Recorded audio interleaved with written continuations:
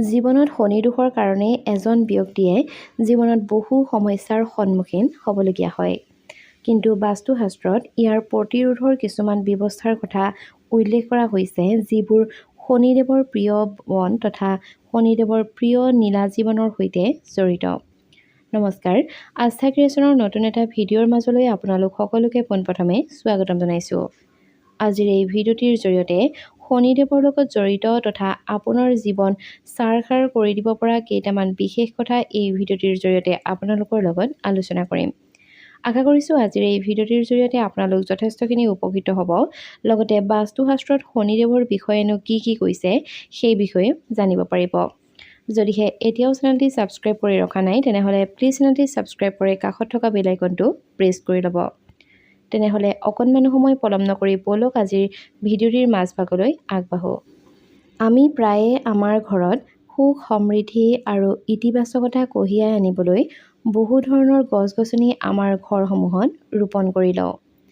ঠিক নীলা জীৱনো এনে এক উপকাৰী উদ্ভিদ যিটো শনিদেৱৰ সৈতে সম্পৰ্কিত বুলি গণ্য কৰা যায়।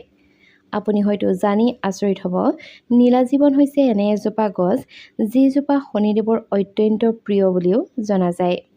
এই গছজোপা ঘৰত ৰোপণ কৰিলে শনিদেৱৰ আশীৰ্বাদ থাকে আৰু লগতে বাস্তুৰ দোষ কিছুমানো অট'মেটিক নাইকিয়া হৈ যোৱা যায় বুলি বাস্তুশাস্ত্ৰত উল্লেখ আছে। যদিহে আপোনাৰ ৰাশিফলতো শনিৰ প্ৰভাৱ আছে, তেনেহ'লে সেই প্ৰভাৱৰ কথা কেনেকৈ জানিব, নাইবা ৰাশিফলত শনিৰ প্ৰভাৱ থাকিলে কি কৰিব লাগিব, বলক ভিডিঅ'টিৰ জৰিয়তে জানি লওঁ। নৱগ্ৰহই আমাৰ ৰাশিফলক প্ৰভাৱিত কৰি ৰাখে।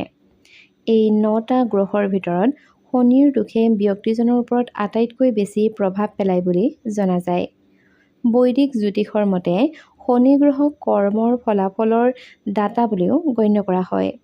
জীৱনত প্ৰত্যেকটো ৰাশিৰ ব্যক্তিৰ শনিৰ দশাৰ মুখামুখি হ'বলগীয়া হয় আৰু ইয়াক শনিৰ সাড়ে সাতি বোলাও জনা যায়। ইয়াৰ সুৰক্ষাৰ বাবে বহু ধৰণৰ প্ৰতিকাৰ পৰামৰ্শ দিয়া হৈছে। ইয়াৰে এটা হৈছে নীলা জীৱন পূজা কৰা। শনিদেৱ নীলা জীৱনৰ প্ৰতি অতি খুব সোনকালেই আকৰ্ষিত হয় বুলিও বিশ্বাস কৰা হয়। আনকি জ্যোতিষীয়েও এই উদ্ভিদজোপাক অতি অলৌকিক বুলি গণ্য কৰে।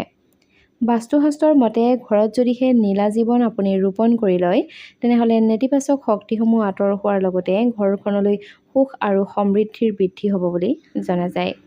যদিহে আপুনিও শনিদেৱৰ আশীৰ্বাদ পাব বিচাৰিছে, নাইবা শনিদেৱৰ প্ৰভাৱৰ পৰা মুক্ত হ'ব বিচাৰিছে, তেনেহ'লে নিয়মিতভাৱে নীলা জীৱনৰ পূজা কৰাৰ লগতে শনি নাইবা সোমবাৰে নীলা জীৱনৰ ডালত ৰঙা ৰঙৰ সূতা বান্ধিব পাৰে।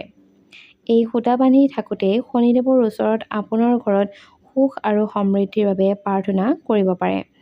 বিশ্বাস কৰা হয় যে এনে কৰিলে ৰাহুৰ স্থান ৰাশিফলত শক্তিশালী হয় আৰু ইয়াৰ পাৰ্শ্বক্ৰিয়াও কমি যায়। বিশেষকৈ আমাৰ ঘৰসমূহত নীলা জীৱন ৰোপণ নকৰাকৈয়ে নিজে গজি উঠে, নহয় জানো? যদিহে আপুনিও আপোনাৰ ঘৰত নীলা জীৱন এজোপা ৰোপণ কৰিম বুলি ভাবিছে, তেনেহ'লে হয়তো আপোনাৰ মনত এতিয়া প্ৰশ্ন আহিছে যে নীলা জীৱনজোপা কোন দিশত ৰোপণ কৰিব লাগে। বাস্তুশাস্ত্ৰই সেই সন্দৰ্ভত কি নকয়, বলক জানি লওঁ। বাস্তুশাস্ত্ৰৰ মতে ঘৰৰ মূল প্ৰৱেশদ্বাৰৰ সোঁফালে নীলা জীৱন ৰোপণ কৰাটো অত্যন্ত শুভ বুলি গণ্য কৰা হয়। যদিহে আপোনাৰ ঘৰৰ দুৱাৰৰ ওচৰত নীলা জীৱন ৰোপণ কৰিবলৈ ঠাই নাথাকে, তেনেহ'লে আপুনি দক্ষিণ দিশৰ ছাদৰ ওপৰত নীলা জীৱন ৰোপণ কৰিব পাৰে। বাস্তুশাস্ত্ৰ অনুসৰি নীলা জীৱন শনিবাৰ নাইবা বিজয়া দশমীৰ তিথিতো আপুনি ৰোপণ কৰিব পাৰে। এই দিনটোত যদিহে আপুনি নীলা জীৱন এজোপা ৰোপণ কৰি লয়, তেনেহ'লে শনিদেৱৰ লগতে ভগৱান শিৱৰো আশীৰ্বাদ পাব পাৰে বুলি বাস্তুশাস্ত্ৰত উল্লেখ আছে। আজিৰ এই ভিডিঅ'টিৰ জৰিয়তে শনিদেৱক প্ৰসন্ন কৰিব পৰা কেইটামান বিশেষ উপায়ৰ বিষয়ে আপোনালোকক জনাব বিচাৰিছোঁ। যদিহে আপুনিও শনিৰ প্ৰকোপৰ পৰা বাচি ৰাখিব বিচাৰিছে, অৰ্থাৎ শনিৰ প্ৰকোপৰ পৰা নিজকে বচাই ৰাখিব বিচাৰিছে, তেনেহ'লে এইকেইটা নিয়ম নিশ্চয়কৈ কৰিব পাৰে। শনিবাৰৰ দিনা আপুনি 7 বাৰ শনি সূত্ৰ পাঠ কৰিব পাৰে। শনিদেৱৰ কৃপা পাবলৈ হ'লে চৰাই, মাছ আৰু পশুক দানা পানী ইত্যাদি খুৱাব লাগে।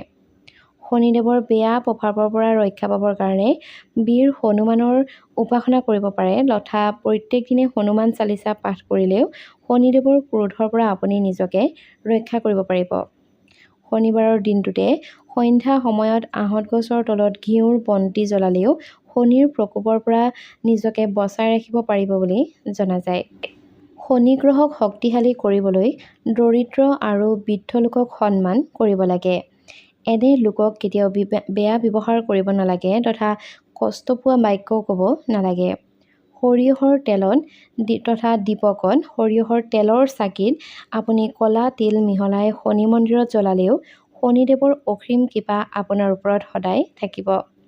বন্ধু-বান্ধৱীসকল, এইকেইটাই আছিল শনিদেৱক প্ৰসন্ন কৰাৰ কেইটামান বিশেষ উপায় তথা শনিদেৱৰ বিষয়ে কেইটামান গুৰুত্বপূৰ্ণ কথা।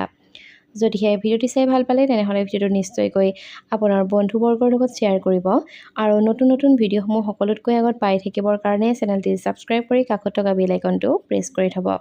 তেনেহ'লে আজিলৈ আহিছোঁ। ধন্যবাদ।